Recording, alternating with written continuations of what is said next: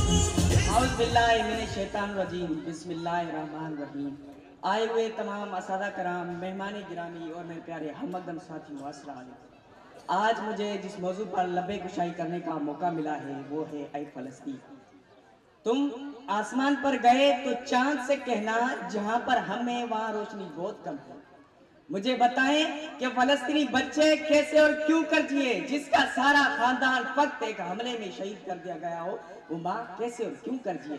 जो जिसका लख्त जिगर उसके सामने अदा किया जाए, वो बच्ची कैसे और क्यों कर दिए। जो डॉक्टर बनने के ख्वाब देखती रही मगर उसका घर, उसका स्कूल, उसके खानदान समेत उसके ख्वाब भी रेदा रेदा हो गए। कहते हैं कि कागज की बनाता था कश्तियां, कहते हैं कि कागज की बनाता था कश्तियां, हाथों से अपने पार लगाता था कश्तियां।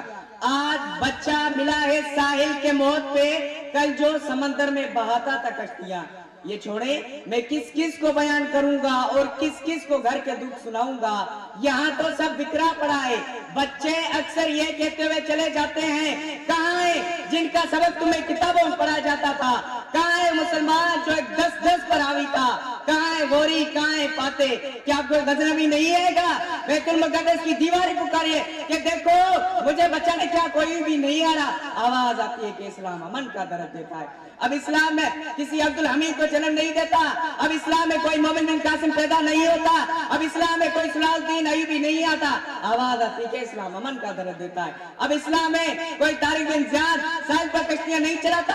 57 ममालिक में ऐसा वक्त गैरत का जनाजा उठ चुका था। अब पुकारो कोई सलाहुद्दीन अय्यूबी, उठ कब्र से देख मस्जिद अक्सा का हाल। अय्यूबी उठ कब्र से देख इस्लाम की बेटियां पुकारी हैं। तलवारें बेचकर मसले खरीद लिए तुमने, बेटियां लुटती रही और तुम दुआएं करते रहे। अफसोस सद अफसोस कि हम भूल चुके हैं फिजाए बद्र पैदा कर, फरिश्ते तेरी नुसरत को उतर सकते हैं गिद्धों से करता रब्बी। मगर आजकल के टिकटॉक पर नाचने वाले नौजवान क्या जाने क्या होती कुर्बानी। ये क्या जाने अपने अपनों को खोना। ये क्या जाने सर पर कफन रखकर मैदान जंग में जाना और दुश्मन के आगे फौलाद बनना क्या होता है। ये वेशन के दिलादा क्या जाने। इनके आबा घोड़ों की नंगी पटरियों पर मुल्क के मुल्क फतह कर लेते सारी दुनिया को कोना मगर सादा लिबास। मगर तुम तो वो मर्द मोमिन नहीं जिसके बारे में अल्लामा इकबाल लिखते हैं, इसके जोर बादोर निगाहें मर्द मोमिन से बदल जाती है तकदीरें। तो मेरा आपसे सवाल है कि आज तक आपने फरिश्ते के नारे लगाते और इज़हार अफसोस करने के अलावा क्या किया। हुकूमत को छोड़े, हुकूमत जब कहेगी हम सब मिलकर अल्लाह अकबर का नारा लगाएंगे। क्या आपने इसराइल को बाइकाट कर दिया।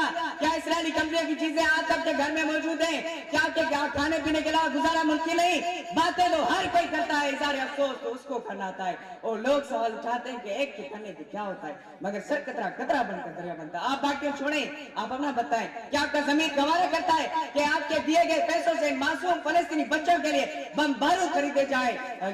आप बाकी छोड़े, आप अपना बताएं। कल को उस नबी सल्लल्लाहु अलैहि वसल्लम जो आपके लिए सारी जिंदगी रोते रहे, किस मुंह से जाएंगे। आपने खुदा को अपना जवाब देना है, आपने अपना हिसाब देना है। और आखिर में मैं इसराइल में अपनी जुबान गंदी नहीं करना चाहता, फक्त इतना कहूंगा, बिस्तर पे पड़े थकान निकलेगी तेरी, बिस्तर पे पड़े थकान निकलेगी तेरी, खिल खिल कर सितम के खेल खेलेंगे, घुट घुट कर बदलती जान निकलेगी तेरी। वस्सलाम, शुक्रिया।